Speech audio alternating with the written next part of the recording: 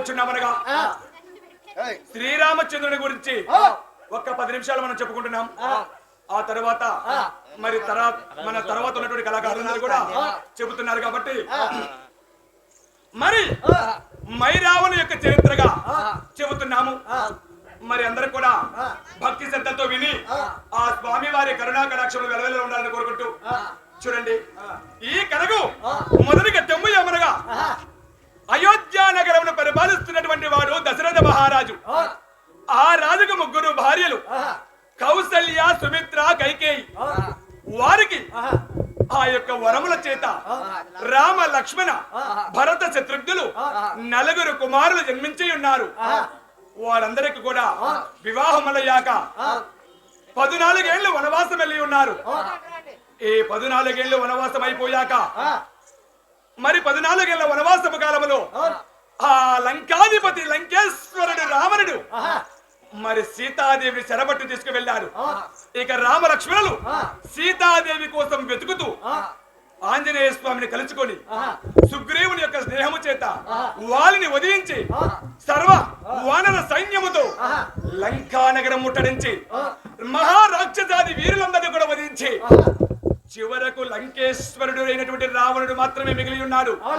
అట్టి సమయమున దిక్కు తెలియక ఆ రావణుడు మంత్రి ప్రహస్త మంత్రి ఒకప్పుడు ఈ లంకా నగరం ఎలా ఉండేది? ఈ లంకా నగరం అంతా సువర్ణ కోటలు, రత్న, మయూర, వజ్ర, వీడియర, మరకత, మాణిక్య, గోమెదిగ పుష్కరాగములు, ఈ బంగారు కాంతులు వినేటువంటి నగరం అంతా కూడా ఈనాడు మొండి గోడలైపోయాయి. మన రాక్షస వీరులందరూ మరణించారు. ఒంటి శిరస్సు గల్లవాడు, 2 అస్తముల గల్లవాడు వానర సైన్యముతో వచ్చి లంకా నగరం అంతా సర్వనాశనం చేశాడు. అయినా సరే ఇక నేను మాత్రమే మిగిలి ఉన్నాను. రేపో మాపో నేను కూడా వెళ్ళాలి యుద్ధానికి. అందుకని నీవు వెంటనే పాతాళ లోకంలో ఉన్నటువంటి మైరావణుని చెంతకు వెళ్ళి రావాలి. సరే, జాబు రాస్తాను. ఓ పాతాళ లోకంలో పరిపాలించేటువంటి మైరావణ, నేను రావణుని మాట్లాడుచున్నాను. రాయొచ్చున్నాను జాబు. ఏమనగా ఒంటి శిరస్సు వాడు, 2 అస్తముల గల్లవాడు ఒక నరుడు వానర సైన్యముతో వచ్చి లంకా నగరం ముట్టడించి సర్వనాశనం చేశాడు. ఇప్పుడు రేపు మాపో నన్ను చెప్పేదానికి సిద్ధముగా ఉన్నాడు. ఇవాళ ఎక్కడికి వచ్చిన వాడు రేపు అక్కడికి వస్తాడు. రేపు నిన్ను చంపుతాడు. వాని గర్వం మనర్చాలి. నీవు వచ్చి నా కష్టము తీర్చమని జాబు రాసి మంత్రి నీవు వెంటనే మాత్రము పాతాళ లోకానికి వెళ్ళి జాబు ఇచ్చి రావాలి. ఇక వెళ్ళమన్నాడు. ఇక మంత్రి మాత్రము ఆ ప్రహస్తుడు జాబును వస్తాన పట్టుకుని నేరుగా ఆ పాతాళ లోకముకు వెళ్ళయో తందనా రాజా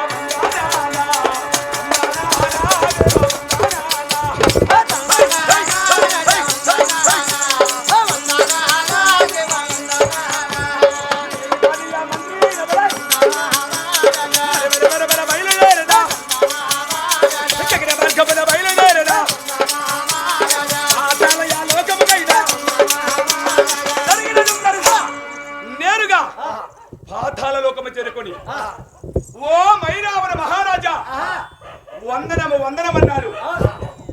మంత్రి ప్రహస్త ఇప్పుడైనా రావటము. లంకా నగరంలో అందరూ క్షేమముగా ఉన్నారా? అందరూ బాగానే ఉన్నారా? మరి రావణుడు ఎలా ఉన్నాడు? ఆయన జాబు రాజు పంపించారు. ఆ జాబు ఇలా ఇవ్వమన్నారు. జాబు తీసుకొని పేరు పేరున బారు బారున బంతి బంతిన చదివి పడబడ పళ్ళు కొరికి ఘోర బిజబిజరసి 2 ముక్కలుగా చించి పారవేసి అరే ఎవడు వాడు? ఒంటి శిరస్సు గల్లవాడు, 2 అస్తములు గల్లవాడు ఎవడా రాముడు? ఒక్కడు వచ్చి కోతులను వెంటబెట్టుకుని వచ్చి మహారాక్షస సైన్యాన్ని వధిస్తున్నాడా? ఇవాళ అక్కడికి వచ్చిన వాడు రేపు ఇక్కడికి వస్తాడు. మంత్రి నేను వెంటనే వచ్చి మీ రాజుగారిని కలుస్తానని చెప్పు, వెళ్ళు అని పంపించి వేశాడు. మరుసటి రోజున ఆ మైరావణుడు పాతాళ లోకాన్ని విడిచి అదిగో లంకా నగరముకు వైరయో ఆనాటి వేళనా ఆ మైరావణుడు అతి వేళలన్నా కదలి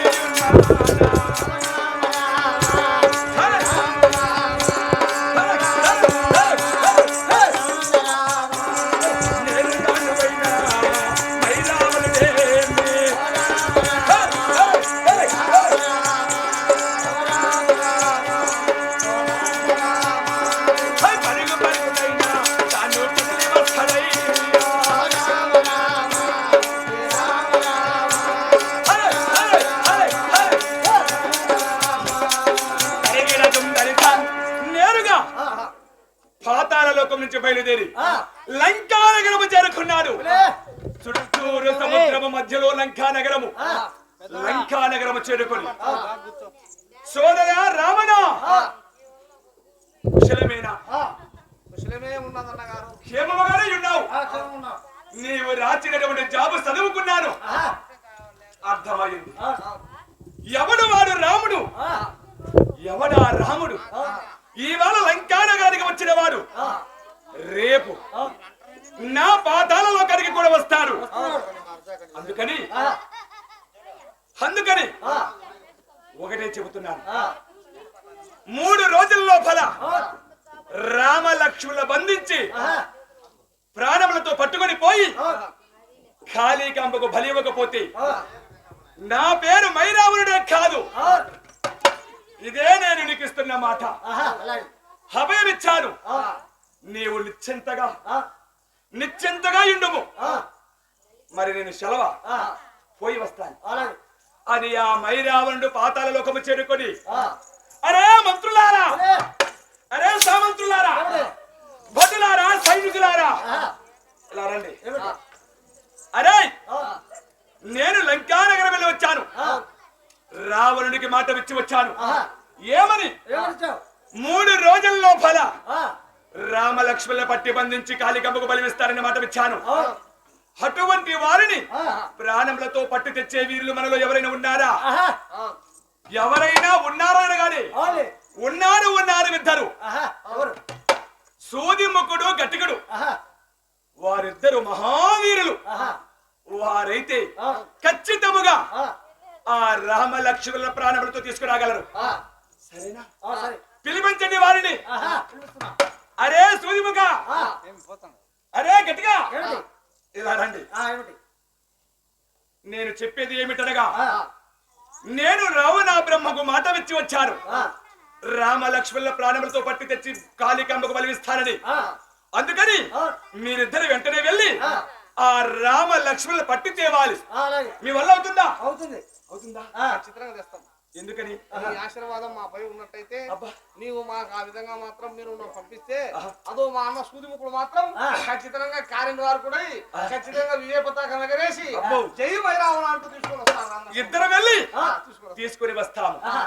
రే ఒరే సూదిముఖ, నాకు చెప్పిండు, నాకు చెప్పిండు రా, నాకు మనం ఇద్దరం పోదాం. ఇద్దరం కలిసి చెరువు తీసుకొద్దాం. మన దొరగారు రాజుగారు మూట తీసి పోదానేస్తారు. పెద్ద మూట చెరువు మూట పోదానేస్తారు. పోదామా? రే సూదిముఖ గట్టిగా, అది ఎంత తేలిక కాదు. వారికి కాపలాగా వానరైనటువంటి వీరుడు ఆంజనేయ స్వామి ఉన్నాడట, హనుమంతుడు ఉన్నాడట, మహావీరాది వీరుడట, అటువంటి బలవంతుడట. ఆ యొక్క ఆంజనేయ స్వామిని మాత్రము కంటపడకుండా తీసుకురావాలి. జగలరా? ఆంజనేయ స్వామి కంటపడకుండా తీసుకురావాలి. సరేనా అని ఏర్పాట్లు జరుగుతుండగా ఈ సంగతి విభీషణుడికి తెలిసాది. విభీషణుడు అనగా ఎవరు? రావణ బ్రహ్మ తమ్ముడు శ్రీరాముని ప్రక్క చేరి ఉన్నాడు. ఆయన నేరుగా వచ్చి